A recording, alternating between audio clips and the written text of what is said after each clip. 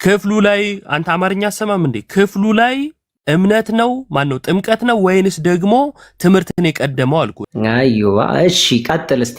አዩባ አልክ ሲጨንቅ ይሄው ትምህርት ደግሞ ታሽያለህ። በነገር ላይ ወዳጅ የሚያወራ አይደለም ያጣ ነው። አንተ አይደለም ሲጀመር አንተ ለራስህ የሚያወራ እስኪ ብለን አይደለም ያስገባ ነው። ጥምቀት አንዲት ጥምቀት የሚል የትኛው ነው አታውቅም። ስለ ኦርቶዶክስ ግን የመናገር እንትኑ አለ። እሺ ከጥምቀቱን ጀምርና አንተው ነው የመረጥከው። ጥምቀት አያድንም ብለህ ነው የምታምነው? አዎ እኔ ያው ሙሉ ወንጌል ነኝ ብያለሁ። ከቤተ ክርስቲያኔ ከእምነት መግለጫ አንዱ ጥምቀት አያድንም ይላል። መጽሐፍ ቅዱስንም በዛ መልኩ ነው። የማ መግለጫ? የቤተ ክርስቲያን እኔ ያለሁባት ቤተ ክርስቲያን የእምነት መግለጫዋም ጥምቀት አያድንም ነው የሚለው። መጽሐፍ ቅዱስንም የተረዳንበትና የተረጎምንበት ወይም ደግሞ የተተረጎመበት መንገድ በእኛ ቤተ እምነት ጥምቀት እንደማያድን ነው። እሺ ያንተ ቤተ እምነት አሁንም አንድ ላስታውስህና ለማስታወስ ብቻ መመለስ ግዴታ አይደለም፣ አልጠይቅህም። እሺ የዛሬ 60 ዓመትን የተመሰረተችው ቤተ ክርስቲያን የዛሬ 2000 ምናምን ዓመት ነበረች። ከዛም በኋላ ሐዋርያቱ ካስተማሩ በኋላ የሾሟቸው አሉ አይደለ? ከነሱ እግር ስር ቁጭ ብለው እየተማሩ ሐዋርያነ አበው አሉ፣ መጽሐፍ ቅዱስንም ያስተላለፉልን ጭምር ማለት ነው። ከነርሱ ውስጥ አንድም መጽሐፍ ቅዱስን በኋላ ስለምናወራበት ብዬ ነው። ከዛ በኋላ ከሐዋርያት በኋላ የተነሱ ሐዋርያነ አበው ማለት ነው። ሐዋርያት እግር ስር ቁጭ ብለው የተማሩ ከነሱም በኋላ የተተኩ አንድም ለሺህ ምናምን ዓመት ጥምቀት አያድንም ብሎ ያመነ የለም። የዛሬ 60 ዓመት የተመሰረተችው ያንተ ቤተ እምነት ከየት አምጥታ ነው ጥምቀት አያድንም ያለችው? ይህን እንድታስበው ነው። ወደ ጥቅስ መግባት እንችላለን። የትኛው ጥቅስ ነው ጥምቀት አያድንም የሚለው? ቀደም በተነሳው በማርቆስ ምዕራፍ 16 ላይ መነጋገር እንችላለን። ማለት ያው እኔም የምፈልገው ነገር ምንድነው፣ አንተም አትዝለልብኝ እኔም አልዘልብህም። መጽሐፍ ቅዱሱን አውዱን ጠብቀን ኮንቴክስቱን ጠብቀን እናወራበታለን። በማርቆስ ምዕራፍ 16 ከቁጥር 16 ጀምሮ ያለው ክፍል ላይ እንነጋገራለን። ምን ይላል? ላንብብል። መጽሐፍ ቅዱስ እጄ ላይ ያለ አነበው። ያመነ የተጠመቀም ይድናል፣ ያላመነ ግን ይፈረድበታል ይላል። እሺ ምን ማለት ነው? ስለዚህ እኔ እንደ ራሴና እንደ ቤተ እምነቴ እንዳስተማረችኝ ነው የማወራው። መጽሐፍ ቅዱስም የሚለው ቁጥር 16 ላይ ያመነ የተጠመቀም ይድናል፣ ያላመነ ግን ይፈረድበታል ነው። ስለዚህ ጥምቀት በእኔ እምነትና በቤተ እምነቴ አቋም ጥምቀት ስርዓት ብቻ ነው። ጥምቀት ሊያድን አይችልም። መጽሐፍ ቅዱስም የተጠመቀ ያመነ ግርማቸው አንዴ ጥቅሷ ላይ እናውራና ስርዓት ብቻ ነው ይላል ጥቅሱ። የወለ ጥቅሱ የሚለው አንተ ቀይ ካደረግከው ያመነ የተጠመቀም ይድናል፣ ያላመነ ግን ይፈረድበታል ይላል። ያልተጠመቀ ይፈረድበታል ይላል? አይ አይልም። ያልተጠመቀ ይፈረድበታል አይልም። ማለትም አይጠበቅበትም። ለምን ማለት እንደማይጠበቅበት ነግርሃለሁ። አስቀድሞ ግን እያወራን የነበረው ምንድነው? ጥምቀት ያድናል አያድንም ነውና ለድህነት ምንና ምንድነው የተባሉት? ስለ ፍርድ እናወራለን። አስቀድሞ ድህነቷን እንጨርስና ያው ፍርድም ከታች አይደል ያለው። ስለ ድህነቷ እናወራና ለመዳን ወይም ድህነት እንዲመጣ ምንና ምን ያስፈልጋሉ ነው የሚለው? እምነት ነው የሚያስፈልገው ለመዳን ነው ይላል መጽሐፉ ነው። አንተ ነው ይላል ነው መጽሐፉ ነው የሚለው። በመጽሐፉ ነው የምናወራው። እሺ ላንበዋ እንደ እኔ ያመነ ይድናል፣ ከዛ ይጠመቃል፣ ያላመነ ግን ይፈረድበታል ይላል አይልም? ያመነ የተጠመቀ ይላል። ምትላለች ያዝች ጋር ይላል ትታያለች። ምትለዋ እናን ነው የምትወክለው። በግሪኩ ካይ የሚል ቃል አለ፣ በእንግሊዘኛው ኤንድ የሚል አለ። ምትለው የአማርኛዋ እናን ትወክላለች። ያመነ እና የተጠመቀ ማለት ነው። የበላ እና የጠጣ ይጠግባል ካልኩ ለመጥገብ ምንና ምን አደረገ ነው የሚባለው? በላ ብቻ ነው የሚባለው? ጠጣም ይባላል። ምክንያቱም ስዘረዝር የበላ እና የጠጣ ጠገበ ስላልኩ ወይም ይጠግባል ስላልኩ ማለት ነው። እዚህም ጋር ያው ተግባቦት አማርኛውም ግልጽም ስለሆነ ማለት ነው። ያመነ እና የተጠመቀ ይድናል ነው የሚለው። 4 ነጥብ። ያመነ ይድናል ሳይሆን የሚለው ያመነና የተጠመቀ ይድናል ነው የሚለው። አንተ ግን ቆርጠ ጥምቀትን ተውካትና ያመነ ይድናል ከዛ ይጠመቃል አልክ። ይሄ በቀጥታ ከክርስቶስ ትምህርት ጋር መጋጨት ነው አይደለ? ነው ኢዮባዬ። ይኸውልህ ምናልባት አረዳዳችን ሊለያይ ይችላል። ይሄን አውቃለሁ አምናለሁ። መጽሐፉ የሚለው አንተ የያዝከው መጽሐፍ ያመነ የተጠመቀም ይድናል። የሚያስፈርደው ግን አለማመን ነው። የሚያስፈርደው ግን ምን እኮ ግርምዬ ፍርድ ጋር አልሄድኩም። ፍርድ ጋር እንመጣለን ብዬ ነበር። ድህነቷን እንጨርስ። ፍርዱ ጋር እመጣልሃለሁ። በደንብ በጥሩ ምሳሌ አስረዳሃለሁ። እንትን የሚልህ ከሆነ መጀመሪያ ድህነቷ ጋር እንጨርስ። ለመዳን ምንና ምንድን ነው የተጠቀሰው? እንደ መጽሐፉ አንብብ። ያመነ የተጠመቀ ቴንኪው። ለመዳን ምንና ምን? ያመነ የተጠመቀ። እንደዛ ብለህ ታምናለህ? ለመዳን ያመነ የተጠመቀ ብለህ ታምናለህ? ያመነ ይጠመቃል። ለመዳን ነው፣ ስርዓት ለመፈጸም ነው የሚጠመቀው። የት አለ እስቲ ስርዓት? አሁን ይኸው ለመዳን የሚለውን ይኸው እዚሁ ጋር ስላስነብብ እኔ ያመነ የተጠመቀ ይድናል ነው የሚለው። ድህነት የመጣው ከምንና ከምን በኋላ ነው?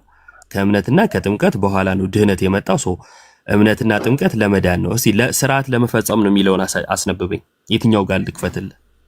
ስርዓት ይኸውልህ እኔ ነኝ ያልከው እንጂ መጽሐፉ አሁን ያልከው ከያያዝከው ክፍል ላይ መጽሐፍ የሚለውን እንበል።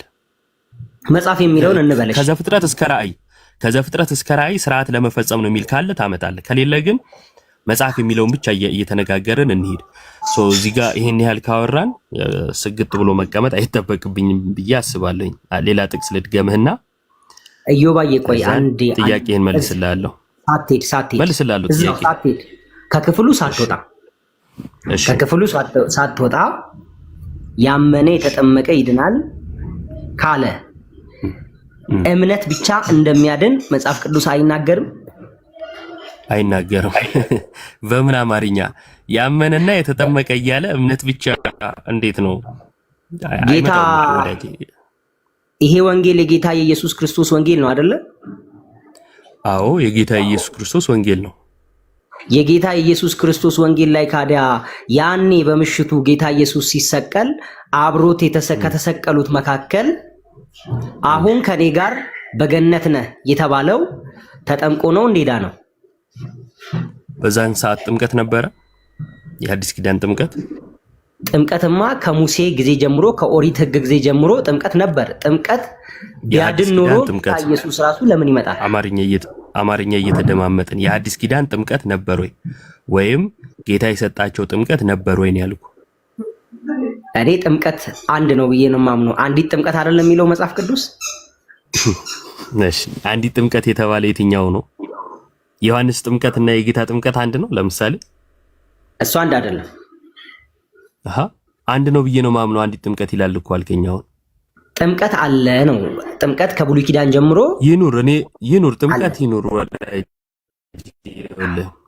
እናሳጥረው የሆነ ዝም ብሎ ጉንጫ አልፋ ማድረግ አልፈልግም። ጥምቀት ይኑር። አሁን እያወራን ያለ ነው ስለ አዲስ ኪዳኑ ጥምቀት ነው ብዬ ስፔሲፊክ ጠቀስኩልህ። ማውራት ከቻልክ አዲስ ኪዳኑ የትኛው ነው ካልከኝ አሳይሃለሁ። ጌታ ከትንሳኤው በኋላ የማቴዎስ ወንጌል ምዕራፍ 28 ላይ በአብ በወልድ በመንፈስ ቅዱስ ስም እያጠመቃችሁ ደቀ መዛሙርቴ አድርጓቸው ያለውን ጥምቀት ነው እየተናገርኩ ያለሁት። ይህም ከትንሳኤው በኋላ ነው። የማርቆስ ወንጌል ምዕራፍ 16 ከትንሳኤው በኋላ ወንጌልን ለፍጥረት ሁሉ ስበኩ፣ ያመነ የተጠመቀም ይድናል፣ ያላመነ ግን ይፈረድበታል ብሎ ወንጌልን ለፍጥረት ሁሉ እየሰበኩ ያመኑትን እያጠመቁ የእርሱ እንዲያደርጓቸው ያዘዘውን ጥምቀት ነው እያወራ ያለሁት።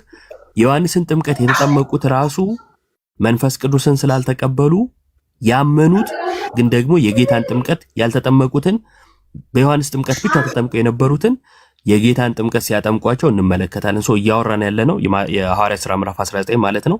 እያወራን ያለ ነው ስለ ጌታ ጥምቀት ነው። ግልጽ ነው። አሁን ያስኬዳል። አንተ በብትለውም ያስኬደኛል። በቃ ካስኬደ ማርቆስ ላይ የተቀመጠው ይሄ ጥምቀት ነው። አንድ ያነሳውን እዚሁ ጋር ልመልስና አንድ ጥቅስ ልጥቀስልህና እሱ ላይ ምን እንደምትል መስማት ስለምፈልግ ማለት ነው። እዚህ ጋር የጠየቀኝ ጥያቄ ያላመነ እኮ ይፈረድበታል ነው የሚለው እንጂ ያልተጠመቀ አይልም አልከኝ። አዎ አይልም። አስቀድሞ ለድህነት ያስቀመጠውን ተመልከቱ። እዚህ ጋር ሁላችሁም ለድህነት ያስቀመጠውን ሳይቀበል ያልተጠቀሰ ቃል ማለት ለፍርድ ስላልተጠቀሰ ብቻ ለድነት አይደለም ብሎ አንዱን በአንዱ ማጣፋት ልክ አይሆንም። ለማንኛውም ግን ከዚህ በፊት መስዩ አውቃለሁኝ ግልጽ ይሆናል ብዬ ስለማስብ ማለት ነው። በደንብ ስማኝ። ቲክቶክ የከፈተ ያሬድ ጋር ገስት የላከ ይገባል ካልኩኝ በደንብ ስማ። ቲክቶክ የከፈተ አፕሊኬሽኑን ማለት ነው። ከዛ ያሬድ ጋር ገስት የላከ ይገባል አልኩኝ። ከዛን ቲክቶክ ያልከፈተ ያሬድ ጋር ገስት አይገባም ካልኩኝ ያሬድም ጋር ገስት ያላከ ማለት ይጠበቅብኛል? አይጠበቅብኝም። ለምን? እዮባ የተቀመጠው ግራመሩ ላይ ብቻ እናውራ። አሁን ይሄኛው ታሪክ ውስጥ ያስገባናል። አንዴ ለአንተ ብቻ ስላልሆነ ማወራው አንዴ ቲክቶክ ያልከፈተ ያሬድ ጋር አይገባም ካልኩኝ ገስት ያላከ ማለት አይጠበቅብኝም። ለምን ከተባለ ከጅምሩ ቲክቶክ ሳይከፍት ገስት አይልክም። ልክ እንዲሁ ገና ከጅምሩ ሳያምን አይጠመቅም። ስለዚህ ያልተጠመቀ ይፈረድበታል ማለት አይጠበቅበትም። ጥምቀት ለድነት መሆኑን አስቀድሞ ምን ስላለን ስለነገረን ይቺ የመጀመሪያዋን መስመር ያመነ እና የተጠመቀ ይድናል የሚለውን ሳትቀበል እዚህ ጋር ጥምቀት ለድነት መባሉ ለመቃወም ያላመነ ከዛ ያልተጠመቀም ይፈረድበታል ይባልልኝ ማለት ይሄ ትክክል አይደለም። ልክ ያልሆነም ፋላሲ ነው ማለት ነው። እሱን ብትታረመው ጥሩ ይመስለኛል። እሺ እዮብ አንዴ እዚሁ ጋር ከሌላ ቦታ ሳትሄድ ጻፊው የዚህ ወንጌል ጻፊ ማርቆስ ሲጽፍ መቼም በአይን ካየው ከሰማው ከተመለከተው ተነስቶ ነው የጻፈው። ከኔም ከናንተም የተሻለ አረዳድ ይኖረዋል ብዬ አስባለሁ። ካዲያ እንደዛ ከሆነ ያላመነ ይፈረድበታል ያለበት ቦታ ያላመነ ያልተጠመቀም ይፈረድበታል ማለት አቅቶት ይመስላል? አይመስለኝም። ግን እኮ አሁን ነገርኩ እንዴት መረዳት እንዳልቻል ካልገባኝም። ይኸውልህ ከላይ ያመነ የተጠመቀም ይድናል አለ። ይኸው በቃ መቀበል ፍላጎት ካለ የጌታን ቃል የምትቀበል ከሆነ ተቀበለው። ለመዳን እምነትና ጥምቀት ተብሏል። ወደ ፍርድ ስትመጣ ያላመነ ይፈረድበታል አለ አይደለ? ከጅምሩ ሳያምን ስለማይጠመቅ ያልተጠመቀ ማለት አይጠበቅበትም። ግልጽ አይደለም? ግልጽ ነው። አሁን ገባኝ። ግን ያልገባች ደግሞ አንዲት ጥያቄ ብቻ አለች። እሺ አሁን በኦርቶዶክስ ቤተ እምነት ካዲያ ሰው አምኖ ነው እንደሚጠመቀው? አሁን አንድ ህፃን ልጅ አምኖ ስለ እምነት ምኑን አውቆ ነው የሚጠመቀው? ያመነ የሚጠመቅ ከሆነ በ40 ቀን እና በ80 ቀን የሚጠመቅ ህፃን ምኑን ስለ እምነት ያውቃል? እስቲ ዮባ አያውቅም። አያምንምና አያውቅም የተለያዩ ነገሮች ናቸው። አስቀድሞ ግን በኦርቶዶክስ ቤተክርስቲያን ላልከው በኦርቶዶክስ ቤተክርስቲያን ይሄ ጥቅስ ቅድምታችሁም ተጠይቆ ነበር። በዚሁ አጋጣሚ ልመልሰውና ያመነ የተጠመቀ ይድናል የሚለው የቤተክርስቲያናችን ትምህርት ነው፣ እንጠቀመዋለን። ያመነ የሚለው ግን ማንን ነው የሚያካትተው ከተባለ ማመን የሚችለውን ነው። እዚሁ ክፍል ላይ አንድ ነገር ላሳይ። ይሄን ስል እንደው ዝም ብዬ እንዳይመስል አውዱን የተከተለ ፍቺ መሆኑንም እንድትረዳው ማለት ነው። እዛው ማርቆስ 16 ላይ አንተ ያነሳኸው ያላመነ ይላል አይደለ? ያላመነ የሚለው ህፃናትን ያካትታል? ያላመነ የሚለው አያካትትም። ስለዚህ እኮ ነው እኔ ጥምቀት ስርዓት ነው፣ ሰው ካመነ በኋላ ነው የሚጠመቀው ያልኩ ለዚህ ነው። ተው ስርዓት ምናምን የሚለው ጥቅስ የለህም፣ የራስህ ነው፣ ለራስህ ያዘው። እኔ በጥቅስ ነው እያሳየው ያለሁት። እንደዛ የሚል ትምህርት የለም። ከራስ የሆነውን ነገር ለራስ ያዘው። እኛ ከመጽሐፍ የሆነውን ስለምንቀበል ማለት ነው። ያላመነ የሚለው ህፃናትን አያካትትም ማለት አየህ። ለህፃናቱ ምን አስቀመጥክ? ላለማመን አልደረሱም፣ አላምንም አይሉም፣ ስለዚህ ሊፈረድባቸው አይገባም የሚል እምነት ስላለህ ነው አይደለ? ያመነ የሚለው ማመን የሚችሉትን ነው። መስራት የማይወድ አይብላ ሲል መስራት የማይወደውን እንጂ የማይሰራውን ማለት አይደለም። ህፃናት አይሰሩም ለምሳሌ ማለት ነው። መስራት ግን የማይወደውን አይብላ ተብሏል። ማይሰራው አይብላ ቢባል ኖሮ የታመሙ ህፃናት በእድሜ ከፍ ብለው የአእምሮ ህሙማን ሁሉ ባልበሉ ነበር ማለት ነው። መጽሐፍ ሲጠቀስ ለማን እንዴት የሚለው መሰረታዊ ጉዳይ ነው። ያመነ የሚለው የሚመለከተው ማንን ነው ከተባለ ማመን የሚችሉትን ነው። በእኛ ቤተክርስቲያን ለምሳሌ አንተ ብትመጣ አምነ ነው የምትጠመቀው፣ ሳታምን አትጠመቅም። ስለ ህፃናት ካወራኸኝ ግን ህፃናት አያውቁም እንጂ አያምኑም፣ ያምናሉ አይባልም።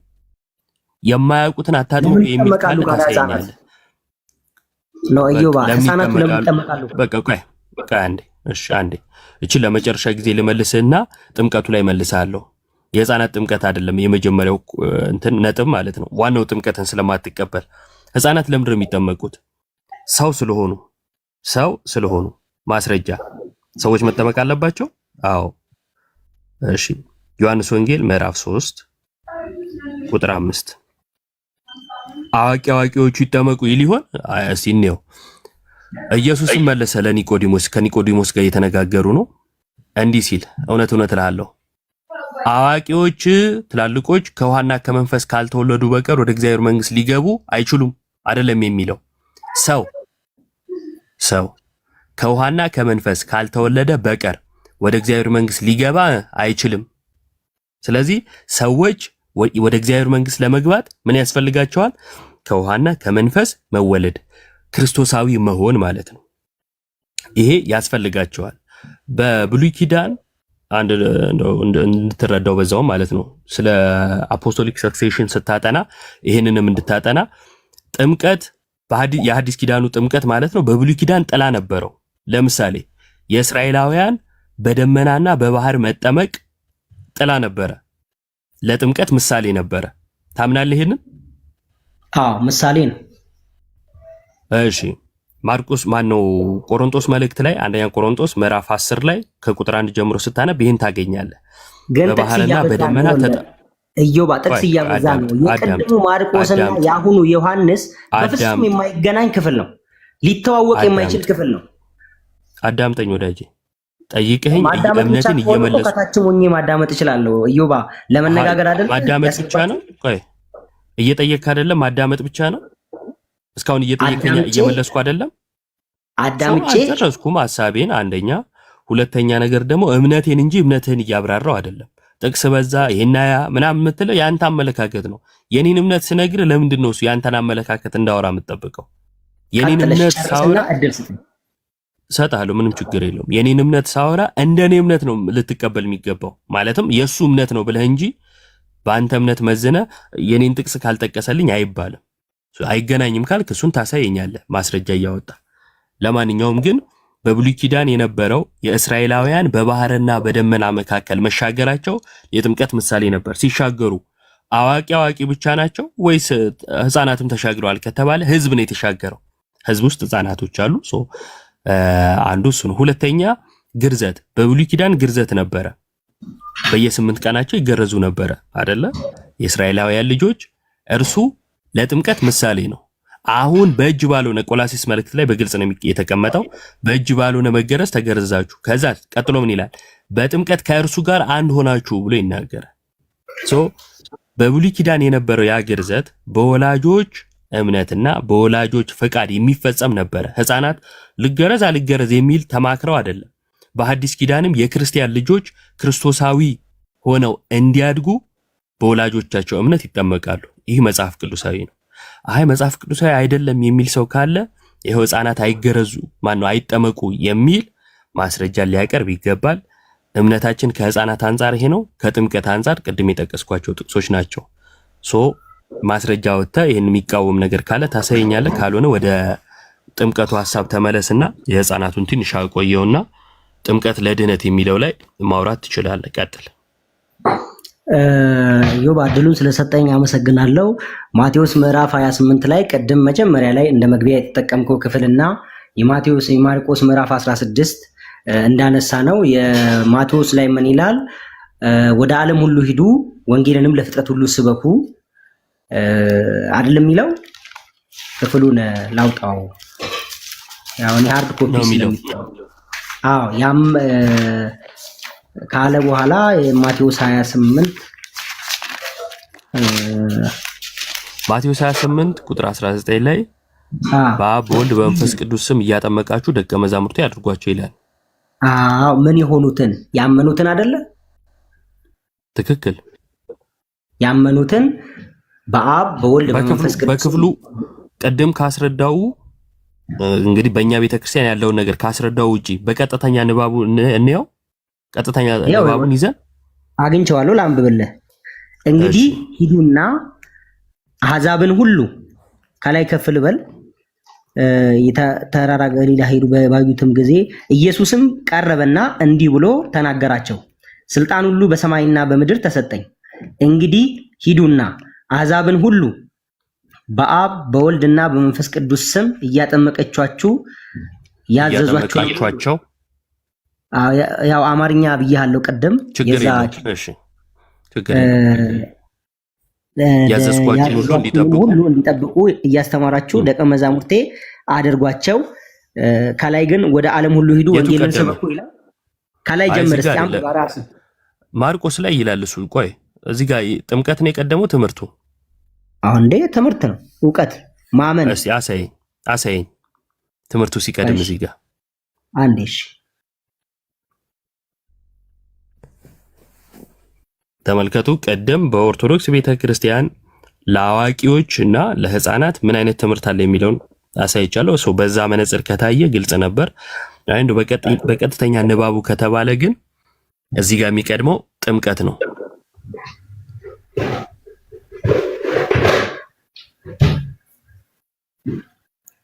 እስቲ አንብብልኝ፣ ስለማይታየኝ ነው። አንብብልኝ። ወንጌልን ስበኩ ለፍጥረቱ የሚለው አንተም እኮ አለ ቶ እኔ ጋር ያለውን እኔ ላንብበው፣ አንተ ጋር ያለውን ተከታተለኝ። እንግዲህ ሂዱና አለ።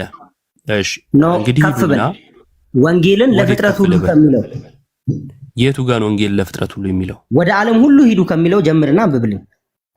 ኧረ እሱ ማርቆስ ላይ ነው ያለው። ቀጥልሽ። እሺ እንግዲህ ሂዱና አሕዛብን ሁሉ በአብ እና በወልድ እና በመንፈስ ቅዱስ ስም እያጠመቃችኋቸው ያዘዝኳችሁን ሁሉ እንዲፈጽሙ እያስተማራችኋቸው ደቀ መዛሙርቴ ወይም ደቀ መዛሙርት አድርጓቸው። እነሆ እኔ እስከ ዓለም ፍጻሜ ድረስ ሁል ጊዜ ከእናንተ ጋር ነኝ ይላል።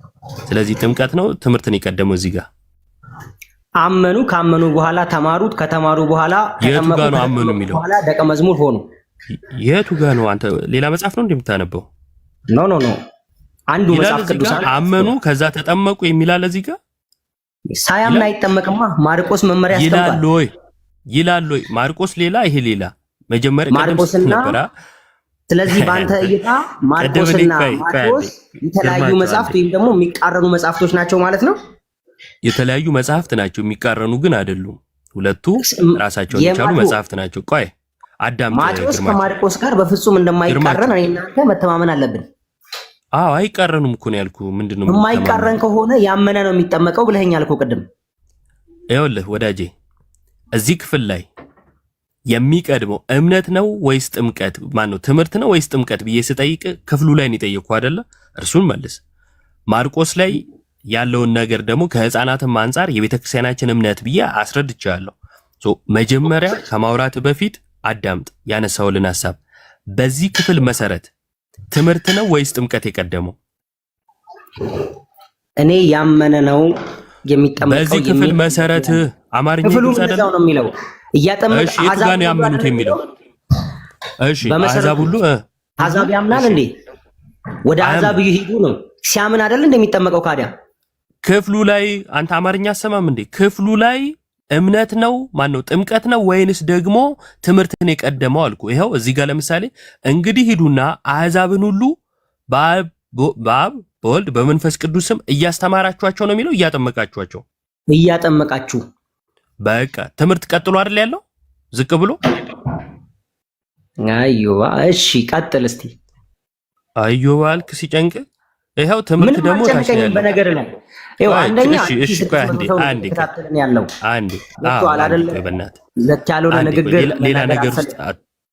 ሌላ ነገር ውስጥ አትወሰደው። ራስን አዩ ምናምን ማለት የጀመርከው በክፍሉ መሰረት ይኸውልህ የሚቀድመው ጥምቀት መስማትና መረዳት ከቻልክ እንደው ውስጥ ላለው ጩኸት ከሆነ መልስ ማትሰጠው ለጌታ ቃል እታመናለሁ ካልክ እዚህ ክፍል ላይ ያስቀመጠው የመጀመሪያ ጥምቀት ነው።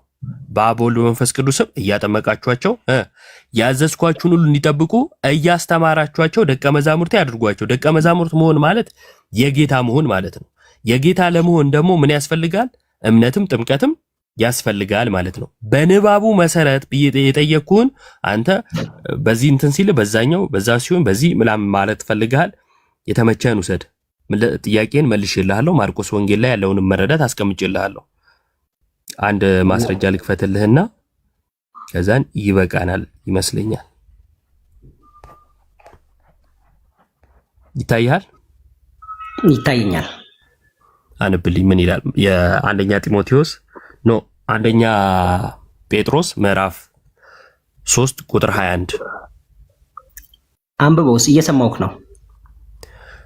ይህም ውሃ ደግሞ ማለት ጥምቀት ምሳሌ ሆኖ አሁን ያድነናል፣ የሰውነት እድፍ ማስወገድ አይደለም፣ ለእግዚአብሔር የበጎ ሕሊና ልመና ነው እንጂ ይህም በኢየሱስ ክርስቶስ ትንሣኤ ነው ይላል። ይህም ሌላ ነው። እዚህ ክፍል ላይ ሌላ ነው። አንደኛ ጴጥሮስ ካልኩኝ ሌላ ነው። ምን አትቀበለውም ነው? ሐሳብ ጋር በፍጹም የማይሄድ የማይገናኝ ሌላ ሐሳብ በቃ አለመሄዱን በትርጓሜ ታሳየኛለህ። መጀመሪያ መነሻችን ማርቆስ ምዕራፍ 16 ነው። ግርማቸው ማሄድ ከሆነ ስተረጉም በትርጉም አለመሄዱን ታሳየኛለህ። እሺ በቃ አነብልሃለሁ። አለመሄዱን በትርጓሜ የኔን ስህተት ታሳየኛለህ። ከጅምሩ ዝም ብለህ አብሮ አይሄድም እያልክ የመጽሐፉን ሐሳብ እንትን አትበለው። ይህም ውሃ ደግሞ ማለት ጥምቀት ምሳሌ ሆኖ አሁን ያድነናል ይላል። ያድናል የተባለው እዚህ ክፍል ላይ ምንድን ነው? ጥምቀት ምን ሆኖ ምሳሌ ሆኖ አሁን ያድነናል። አዎ እሺ፣ ይሄ የሚያድነው ጥምቀት ማርቆስ ላይ የተነገረው ነው አይደለም? ሌላ ነው። አዎ ስንት ጥምቀት አለ? እንግዲህ ያው በደንብ አላቅም። አሁን ስላልተዘጋጀሁበት የጥምቀት አይነቶቹን ሌላ ጊዜ አወራለሁ። ነገር ግን እኔ ማውራት የፈለግኩት አንዴ ቅድም አፖስቶሊክ ሰክሴሽን ሳነሳለ ማውራት የፈለግኩት ቅድም ዮሐድና አኪ ያነሱትን ነው አልከኝ። አንተ በፈለግከው ነው ወደ ጥምቀት የመጣሁት። አሁንም እዚህ ጋር እኔ ማውራት የፈለግኩት ብለህ ወደ ሌላ መሄድ ትፈልጋለህ። ወዳጅ የሚያወራ አይደለም ያጣ ነው። አይደለም ሲጀመር አንተ ለራስህ አንዴ አዳምጠኝ። ማውራት የሚችል ሰው አይደለም ያጣ ነው እና የሚያወራ እስኪ ብለን አይደለም ያስገባ ነው። ለምን ኦርቶዶክስ አትሆኑም ማለት ትምህርት ላይ መረዳት የሚችል ማስረዳትም የሚችል ብለን ነው እንጂ ዝም ብሎ የሚያወራ ብለን አይደለም ያስገባ ነውና ማውራት ብቻ አይደለም ፍላጎታችን። የተነገረውን ነገር መቀበል ከቻልክ ተቀበል፣ መቀበል ካልቻልክና ስህተት ነው ካልክ በማስረጃ አፍርሰው እንጂ እኔ ማውራት የምፈልገው እያልክ ወደ 10 ቦታ አትርገጥ። እዚህ ክፍል ላይ የተጠቀሰው ያድናል የተባለው ጥምቀት የማርቆሱ ነው ወይ ስለ አይደለም አልከኝ አይደለ? ስንት ጥምቀት አለ ስለ አልተዘጋጀውም ነው ያልከኝ። ካልተዘጋጀ እኔ ላዘጋጃ እዚሁ አንድ ክፍል ላሳይህና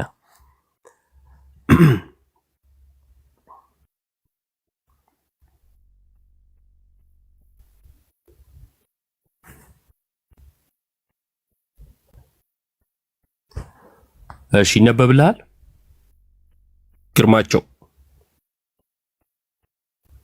አዮባ አቤት፣ እየሰማኸኝ ነው? አዎ እየሰማሁ ነው። ይታያል እዚህ ጋር ጥቅሱ ይታየኛል።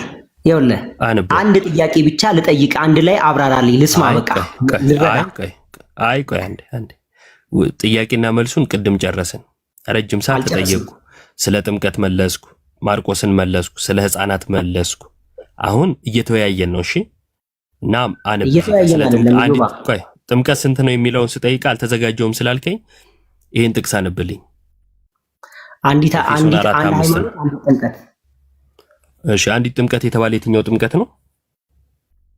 አላቅም። የዚህ መረዳቱ የለኝም።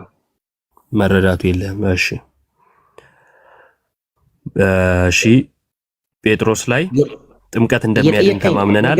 አንድ የመጨረሻ ቆይ አልተረዳሁም አልከኝ እኮ። አላቅም ካልክ ታዲያ መማር እኮ ነው ያለብህ አይደል እንዴ?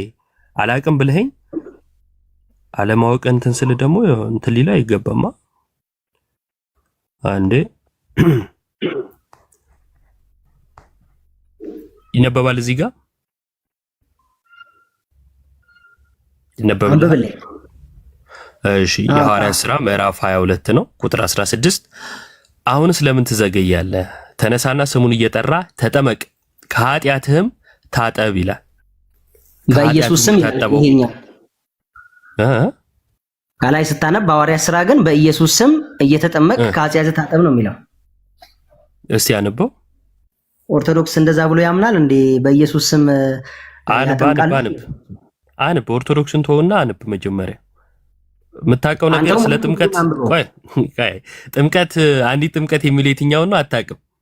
ስለ ኦርቶዶክስ ግን የመናገር እንትኑ አለ እና አይመጣውም። በቃ ይሄ እንደዚህ አይነት ነገሮች ናቸው ትንሽ የሚያስቸግሩ ሰው። በነገራችን ላይ አላዋቂ የሚባለው ሰው ወይም ይቅርታና መሀይ የሚባል ሰው አንተን እያልኩ ሳይሆን እንትኑ ነው ሐሳቡን ነው የማያውቅ ሳይሆን ላለማወቅ የዘጋ ነው ይላሉ አባቶች። እና ላለማወቅ መዝጋት በጣም አደገኛ ነው፣ አስቸጋሪ ነው። ሰው ወደ መረዳት ወደ ማወቅ ወደ ማሳወቅም አይመጣም፣ ድፍን አድርጎ ስለሚቀመጥ ማለት ነውና እዚህ ውስጥ ያላችሁ 1700 ሰዎች በተለይ ከቤተ ክርስቲያን ውጭ ያላችሁ ሰዎች አትድፈኑ፣ አትዝጉ አይምሯችሁን። አዲስ ነገር ሲመጣ ለማወቅ ሞክሩ፣ ለመመዘን ሞክሩ እንጂ እንደው ድፍን ያለ ጥላቻ የሚመስል ነገር አታድርጉ። አሁን መጽሐፍ ቅዱስ ሳስነብበው እሱ ስለ ጥምቀት አያውቅም ግን ኦርቶዶክስ እኮ ብሎ ወደ ትችት ይሮጣል ማለት ነውና ይሄ ልክ አይደለም። ግርማቸው ለወደፊቱ ታረም። አሁን ስለምን ትዘገያለህ? ተነሳና ስሙን እየጠራ ተጠመቅ ከኃጢአትህም ታጠብ ይላል። ምን እያደረገ ሲጠመቅ ነው ከኃጢአቱ የሚታጠበው? ስሙን እየጠራ ሲጠመቅ ከኃጢአቱ ይታጠባል።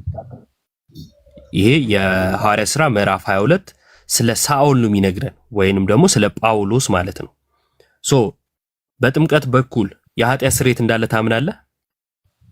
ምን አልከኝ? ሰው ሲጠመቅ የኃጢአት ስርየት እንደሚያገኝ ታምናለህ ወይ? አላምንም።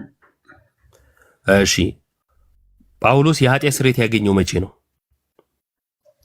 ጳውሎስ ያመነ ጊዜ ወደ ዳማስቆ እየሄደ ጌታ መንገድ ላይ ባገኘው ጊዜ ሐዋርያት ሥራ ምዕራፍ 9 ምዕራፍ 9ም ላይ አለ፣ ምዕራፍ 22ም ላይ አለ።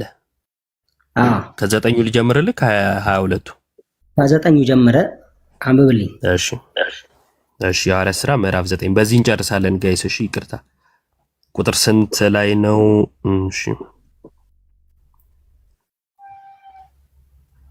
እሺ ከቁጥር 1 ጀምሮ እናንብበው። ይታያል? ታነባለህ ወይስ ላንብብ? አንተ አንብበው፣ እኔ አይኔ በደንብ ስለማይታይ። እሺ ከምዕራፍ 9 ቁጥር 1 ይቅርታ። ሳኦል ግን የጌታን ደቀ መዛሙርት እንዲገድላቸው ገና እየዛተ ወደ ሊቀ ካህናት ሄደ። በዛ መንገድ ያሉትም ሰዎች ወንዶችና ሴቶችም ቢያገኝ እያሰረ ወደ ኢየሩሳሌም ያመጣቸው ዘንድ በደማስቆ ላሉት ምኩራቦች ደብዳቤ ከእርሱ ለመነ። ሲሄድም ወደ ደማስቆ በቀረበ ጊዜ ድንገት በእርሱ ዙሪያ ከሰማይ ብርሃን አንጸባረቀ። በምድርም ላይ ወድቆ ሳለ ሳኦል ሳኦል ስለምን ታሳድደኛለህ የሚለውን ድምፅ ሰማ። ጌታ ሆይ ማንህ አለው። እርሱም አንተ የምታሳድደኝ እኔ ኢየሱስ ነኝ። የመውጊያውን ብረት ብትቃወም ለአንተ ይብስብሃል አለው። እየተንቀጠቀጠና እየተደነቀ ጌታ ሆይ ምን አደርግ ዘንድ ትወዳለህ አለው። አመነ። የዚህን ጊዜ እየጠየቀ ነው። አዎ ጌታ ሆይ ያለው አምኖ ነው ሳያምን? ገና እየጠየቀ ነው። አልገባውም፣ አላወቀም። አይ ጠየቀ እኮ አንተ ማንህማ ብሎ ጠየቀ። ከዛን እኔ ናዝሬቱ ኢየሱስ ነኝ፣ የመውጊያውን ብረት ብትቃወም ለአንተ ይብስብሃል አለው። ከዛን ግን እየተንቀጠቀጠና እየተደነቀ ጌታ ሆይ ምን አደርግ ዘንድ ትወዳለህ አለው። ምን ላድርግ ነው ያለው? ማንህ አላለም። ማንህን ጨርሷል ከላይ። በዚህን ጊዜ አምኗል ወይስ አላመነም? አላመነም። እሺ ጌታም ተነስተ ወደ ደማስቆ ግባና ታደርገው ዘንድ የሚያስፈልግህን ይነግሩሃል አለው። ሳያምን ነው በደማስቆ የሚያደርገው የሚነገረው? ኦልሬዲ ጌታ ተገለጠለት ሂድ አለው። ሳያምን ነው ወይ ነው ጥያቄ? ሳያምን ነው ወይ በደማስቆ የሚያደርገው የሚነገረው? አላመነም። እሺ ከእርሱም ጋር በመንገድ የሄዱ ሰዎች ድምፁን እየሰሙ ማንን ግን ሳያዩ እንደ ዲዳዎች ቆሙ። ሳኦልም ከምድር ተነሳ፣ ዓይኖቹን በከፈተ ጊዜ ምንም አላየም። እጁንም ይዘው እየመሩት ወደ ደማስቆ አገቡት። ሳያይም 3 ቀን ኖረ፣ አልበላምም አልጠጣምም። በደማስቆም ሐናንያ የሚሉት አንድ ደቀ መዛሙርት ነበረ። ጌታም በራእይ ሐናንያ ሆይ አለው። እርሱም ጌታ ሆይ እነሆኝ አለ። ጌታም ተነስተ ቀን ወደሚባለው መንገድ ሂድ፣ በይሁዳ ቤትም ሳኦል የሚሉትን አንድ የጠርሴስ ሰው ፈልግ፣ እነሆ እርሱ ይጸልያልና ሐናንያ የሚሉትም ሰው ገብቶ ደግሞ እንዲያ እጁን ሲጭንበት አይቷል አለው። ሐናንያም መልሶ ጌታ ሆይ በኢየሩሳሌም በቅዱሳንህ ላይ ስንት ክፉ እንዳደረገ ስለዚህ ሰው ከብዙዎች ሰምቻለሁ። በዚህ ስምህ የሚጠሩትን ሁሉ ለማሰር ከካህናት አለቆች ስልጣን አለው አለ። ጌታም ይህ በአሕዛብ በነገስታት በእስራኤል ልጆች ፊት ስሜን ይሸከም ዘንድ ለእኔ የተመረጠ ዕቃ ነውና ሂድ፣ ስለ ስሜ ስንት መከራ ሊቀበል እንዲያስፈልገው እኔ አመለክተዋለሁ አለው። ልቀጥል? ቀጥል። የቱ ጋር እንዳመነ ልታሳይ ነው። እሺ እንዳትረሳ። ሐናንያም ሄዶ ወደ ቤቱ ገባ፣ እጁንም ጭኖበት ወንድሜ ሳውል ሆይ ጌታ እርሱም በመጣህበት መንገድ የታየ ኢየሱስ ነው፣ ደግሞ ታይ ዘንድና መንፈስ ቅዱስ ይሞላብህ ዘንድ ላከኝ አለው። ወዲያውም እንደ ቅርፊት ያለ ከዓይኑ ወደቀ። ያን ጊዜም ደግሞ አየ፣ ተነስቶም ተጠመቀ። አሁን አመነ ማለት ነው። አሁን ቅርፊቱ ከዓይኑ በወደቀ ቅጽበት ጌታን አመነ ይላል። እስቲ እና አስነብበኝ ቁጥር ስንት ላይ ኢዮባ ይላል እያልን ከሄድን እኮ ኦርቶዶክስ የእግዚአብሔር መንግስት ይወርሳል የሚልም እኮ የለም መጽሐፍ ቅዱስ ውስጥ። ይላልን ብቻ አንጠብቅም፣ አንፈልግም። ግርማቸው አቤት። ሌላ ወሬውን እንቶ ያልተጠየቀውን ስለ ኦርቶዶክስ ምናምን 10 ጊዜ ኦርቶዶክስም እኮ ምናምን ትላለህ። ተወሱ የተጻፈውን ያልኩኝ። አይ ወዳጄ አለማወቅህን እኮ ስለ ጥምቀት ያለህን መረዳት አየን። እንደማያውቅ ሰው ሆነ አውራ። አንዳንዴ እኔ ያለውን ነገር ካላወራን ሰው ችግር ነው እንትን ይሆናልና አመነ የሚል አለ እዚህ ጋር አስቀድሞ እጁን ጫነበት፣ የጌታንም ስንጠራበት ከዓይኑ ቅርፊት ወደቀ። አመነ የሚል አለ ወይ? በቃ አመነ ማለት ነው። ከዓይኑ ቅርፊት ከወደቀ እሺ፣ ማስረጃ ስጠኝ። አመነ ማለት ነው ማስረጃው። ኢዮባ ያነበብከው ማስረጃ ነው፣ በቂ ማስረጃ ነው። አይልማ። የቱ ጋር ነው አመነ የሚለው ወዳጅ? የሚል እኮ የለም። አንድም ቦታ ግብረ መልስ ሲሰጥ አላየንም። ለምን መሰለ? አሁን ድርቅና ነው ያዝከው። ድርቅና ደግሞ እንደ ይቅርታ አድርግልኝና ደስ የማይል ድርቅና ነው ያለ። ከላይ ጀምሮ እያወራ ሲመጣ አመነ ሆይ ብዬ የጠየኩ እሱ ግብረ መልስ የመለሰበት ቦታ ላይ ነው። እንደ ትንሽ እንኳን መረዳት ከቻልክ ብዬ ማለት ነው። ጌታ ሆይ ምን አደርግ ዘንድ ትወዳለህ ባለ ጊዜ እርሱ አንተ ማነ ብሎ ለጠየቀው ጥያቄ ኢየሱስ እኔ ነኝ ስላለው ግብረ መልስ ሰጠ። ከዛ በኋላ ግን እሱ ግብረ መልስ አልሰጠም። ከዛ በኋላ ያለው ንግግር ትረካ ነው። አንደኛ ራሱ የተናገረው የ22ቱን ትተህ ወደዚህ የመጣው ችግር የለውም እሱ። እዚህ ጋር ስንመጣ ጳውሎስ የሰጠው ግብረ መልስ አልነበረም። ከላይ ጌታ ሆይ ምን አደርግ ዘንድ ትወዳለህ ከማለት ውጪ ማለት ነው። ከዛን እግዚአብሔርና ማተነጋገሩ፣ ጌታና ሐናንያ ተነጋገሩ። በራእይ ተገለጠለት ሐናንያ። ከዛን መጥቶ ምን አለው? ሐናንያም ሄዶ ወደ ቤቱ ገባ፣ እጁንም ጭኖበት ወንድሜ ሳውል ሆይ ጌታ እርሱን በመጣህበት መንገድ የታየ ኢየሱስ ነው፣ ደግሞ ታይ ዘንድና መንፈስ ቅዱስ ይሞላብህ ዘንድ ላከኝ አለ። ወይ አመንኩ አላለም። ምንም ግብረ መልስ አልሰጠም እዚህ ጋር ወዳጄ። ወዲያውም እንደ ቅርፊት ያለ ከዓይኑ ወደቀ። እንደምን ያለ? እንደ ቅርፊት ያለ ወደቀ። ከላይ ጀምሮ ስጠይቅ አመነ ወይ ስል አላመነም አልክ። የቱ ጋር ነው አመንኩ ያለው? የቱ ጋር ነው ግብረ መልስ የመለሰው? ምንም የለም። ድርቅና በጣም ነው እንትን የሚለው። 22 ላሳይህና ይበቃኛል፣ በመሃል እንዳትገባ። ለጌታ ቃል የማይታመን ሰው እኔ ማውራት ድፍረት ራሱ አለው ብዬ አላስብም።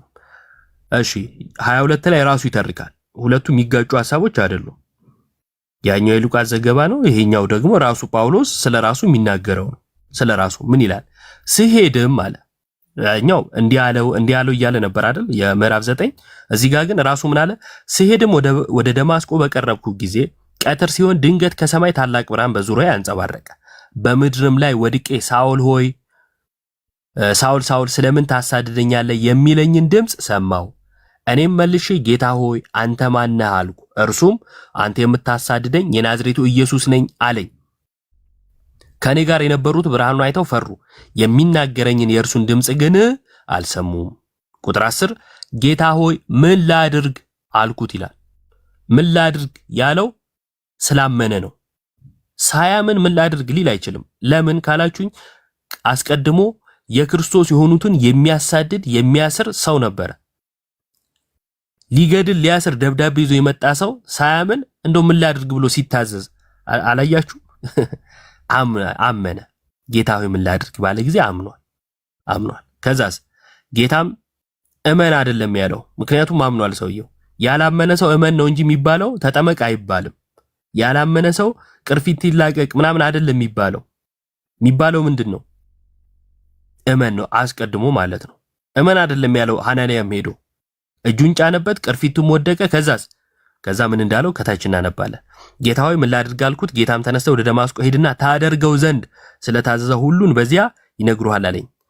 ከዚህም ብርሃን ክብር የተነሳ ማየት ባይሆንልኝ ከኔ ጋር የነበሩ ሰዎች እጄን ይዘው እየመሩኝ ወደ ደማስቆ ደረስኩ። በዚያም የኖሩት አይሁድ ሁሉ የመሰከሩለት እንደ ሕጉም በጸሎት የተጋ ሐናንያ የሚሉት አንድ ሰው ነበረ። እርሱም ወደ እኔ መጥቶ በአጠገቤም ቆሞ ወንድሜ ሳውል ሆይ አለኝ።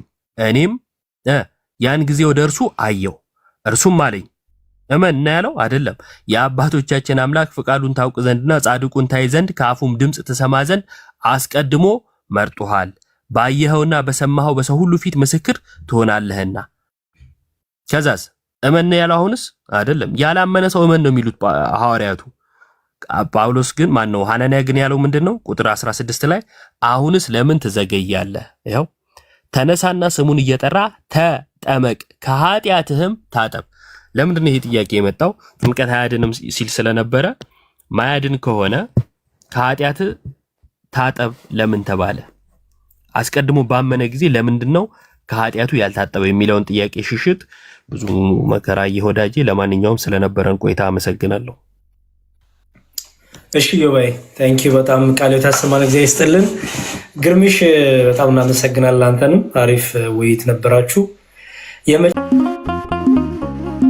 በስመ አብ ወወልድ ወመንፈስ ቅዱስ አሃዱ አምላክ